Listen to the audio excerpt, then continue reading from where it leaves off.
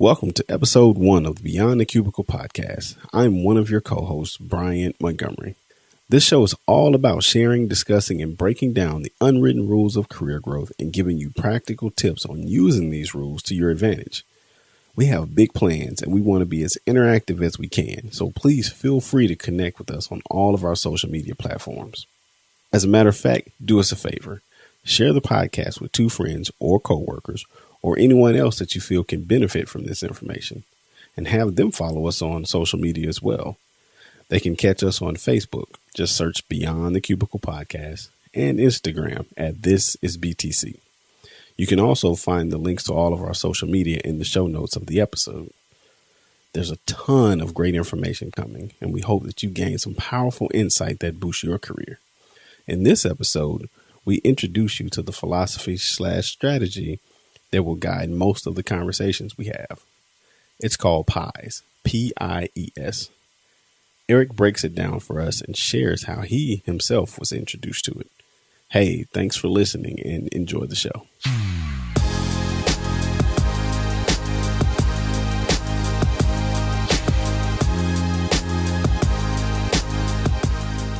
My name is Brian Montgomery, the big dog of this pod, the knowledge base. I don't know what a knowledge base is. In fact, the only way you can get experience is by doing dumb things. And when you've done enough dumb things, hopefully, you kind of say, I'm not going to do that anymore. Eric Kelly. I'm very blessed, very fortunate to be here with you, man. And I'm excited about what we're going to do, because I know that what we're going to do is going to help a lot of people become more successful in their careers and jobs. And God wants them to be blessed. He wants you to have what you want. But the things we're going to talk about, man, are unwritten. None of the stuff that we're going to talk about that gets people promoted and paid do they teach you in school. None of it. I mean, if you go to school, you learn your craft, you learn your trade. Now, you're a professional, you've been out there doing it, you know your craft. But tell me, even in your own experience, isn't there more to your job than just your craft? Yeah, it's definitely more. We talk about it all the time. There's your job responsibilities that are in your job description, and then there's the game. Absolutely. You got to know how to play the game. And that's one of the hardest things to learn. There is a game. And some people, I've heard people come in, not older, so, I'll give you my credentials. I'm not saying I'm old, but I am a grandfather. I remember Eisenhower as the president. So I've got a little bit more experience. I remember what started the Vietnam War. So I've been around for a little bit. But what I've learned, and I've asked God to help me, let me share as much as I can with people so they don't have the same pain I did. Because I did some dumb stuff, man. Absolutely. So, let's get into it. PIES. PIES is not food. It's actually an acronym. Yes. For what? PIES. P is for performance. I is for the image that you need. E is for the exposure that's required for growth in an organization. That's who knows you positively. Okay. And S is for spirituality, because if you don't have the S, it is over. A lot of the things that we'll end up talking about in this pod, I learned the hard way. And and you and I have known each other for, going on 4 years strong now. But I remember having a conversation with you about some stuff that I was going through at work, and you gave me some advice. I was like, oh, man. And then I figured out what it is that you do. And then over time, we've gotten closer, and, you've become a strong mentor for me. And so I think last year when I formally saw on paper the structure of PIES and what it meant and the different topics that fall under it, I started to take that and just put it into action for myself. And it's been amazing. Awesome. So, I hope that those who listen to this can get the same benefit from it that I've received over the last 2 years or so. Awesome. So how about this, though? Speak a little bit, briefly, on each of the letters. Well, first of all, let me give a little quick bit of background. And God has blessed me. You're going to hear me give God credit, because I do. Amen. I'm not churchy, but I want a relationship with God. So if we ever get in that discussion, that'll be another one. But What happened was I came up into corporate, and I was young and cocky and arrogant and smart, and I could be witty and articulate and all that stuff. And articulate is simply an ability to use consonants when needed. Uh, but you know, once the workday is over, I may not use them anymore. But we know how to play the game. I had educated parents. I was very blessed. Yes. So I go into the corporate arena, and I think I'm just going to knock them down because I'm smart, and I'm looking at the people around me, and I'm smarter than they are. But I'm going to get it automatically. And man, was I woefully surprised and broken down because the rules that run everything, I didn't know. They're unwritten. They never told me. And man, I ran into so many blind alleys. And then later on in life, I had a chance to go to a mentor. And my mentor's name was Harvey Coleman out of Atlanta. This man's brilliant, love him to death. Yeah. I credit him for learning all of this. And he's the one that kind of shared that with me. P stands for performance. And in performance, you've got to be a good performer. Now, in many of our cultures, we hear that. You got to work hard to be successful. You got to be smart. And that's true. And performance is what allows you to stay employed. Because the day that you stop performing, they fire you. So that's an automatic. But that's not what gets you paid. Performance says, okay, I come in, I perform, I do my stuff, I go home. Cool.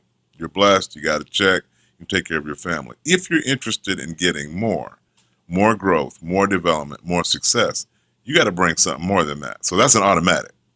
That's what performance is. I is for image.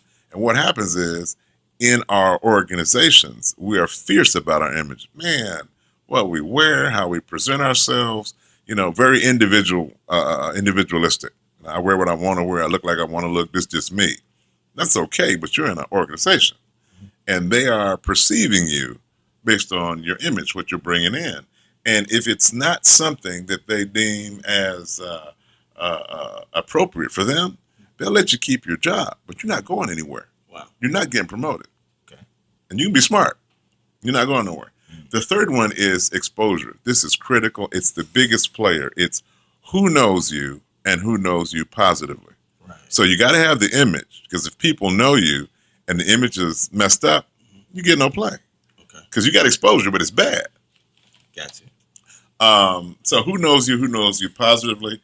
And exposure is purely about building relationships. 100% about relationships. When you meet somebody, I was talking to somebody and they were like, I don't want to go to this little soiree they're having. In fact, the quote was, I see enough of these people during the day. I definitely want to see them in the evening. Well, when else will you have access to a vice president on a social level, holding a cocktail and have a chance to say a word so they'll know who you are? You're trying to get paid, get promoted. Right. When else will that happen? Ain't gonna happen. Well, some people see that as bootlicking. Bootlicking? Absolutely. Well, if you're let me make it personal. I'm married. Yes. Beautiful lady. She makes a dinner. Mm-hmm. It is good. Now she can cook. I ain't even gonna front. She can cook. Okay. She makes a good dinner for me. I sit down and eat it. It tastes so good. I say, sweetheart, thank you. It's wonderful. Now, is that bootlicking or is that intelligently working on my next good dinner? Working on your next good dinner. Because she wants to feel appreciated. Yes. And all these big wigs, man, all the supervisors and managers and vice presidents, they are really just people. We treat them sometimes like they're 10 gods. Mm-hmm. They want to be appreciated. They want to be valued.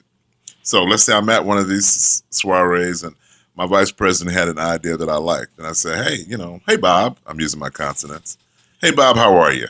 I really appreciate the program you put together on such and such. It's working down where we are.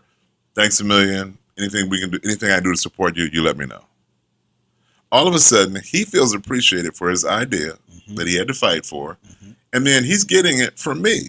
Now, bootlicking or not, if I'm genuinely appreciating, and I'm not lying, if you lie, you're disingenuous, then right. He's going to read it. God's going to know. We're all going to be messed up. But if it's a true thing that he did well, why wouldn't I give him a compliment on it? Right. That's a good point. So now he knows my name. Yes. in a positive. He's associated my name with a positive comment because he does not talk to me. I'm not high enough on the totem pole to talk to him all day. So he knows me in a positive space. Mad cool. My name comes up in a conversation. Oh yeah, yeah. Fine young man. Gotcha. So the last letter. It's the biggest. Okay. It's spirituality. You need divine guidance and wisdom every day that you go to work. Okay. Now, and I don't know how we originally all go to work, but I'm going to give you my example. I went to work believing I was bright, and my parents had taught me to be a thinker. So I believed I was bright. I believed I had something to offer the world, but I also believed I was going to knock a home run in the first few months because I'm that smart. So I walked in, and without any sense of spirituality, I realized, as we do a long time, for those of us who've been in the workplace a long time, Satan sends people directly to your job.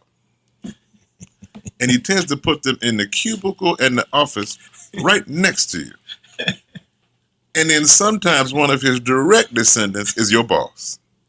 So you walk into work with your little smart self and you got the answers to everything. Right. And you say, I am reporting to a demon from perdition. Yes, you are. Now, how you going to get around that? Yeah. Because you can't. So I go home and pray. I say, Lord, I need some divine wisdom because I don't need to be entering the penal system of the state that I work in. So I need Jesus. Man, I get in the flow. Me and God will talk about it. But even, and I'm chuckling a little bit. Do you know that I've watched God come through for me on a real basis with bosses and peers and ideas? So I had spirituality. I mean, we put it at last, so it spells pies. Yes. But it's number one, huh? It's number one. No, I get you. I definitely get you. Definitely get you. So in some cases, and this is gonna sound super corny, but you ate a pie. I ate a pie, baby. And you didn't every day. But you didn't eat pies. Yes, I needed pies. Yeah. I ate a pie when I needed pies. Yeah. Gotcha. Absolutely. Gotcha. Absolutely. Well, man, like I'm super excited about this because me personally, I know that I'm going to get a lot out of these conversations with you. Praise God. And then I know I have friends and I know many people, especially young people coming out of college, going into the workforce. I mean, no matter what job it is, it doesn't have to be corporate. Oh no. Whether you're a tradesman, whether you're working at McDonald's, like it doesn't matter. You can be a 15-year-old kid working at Chick-fil-A, McDonald's, H-E-B, because we're here in Texas. Absolutely. It does not matter. These things still same truth apply. Absolutely.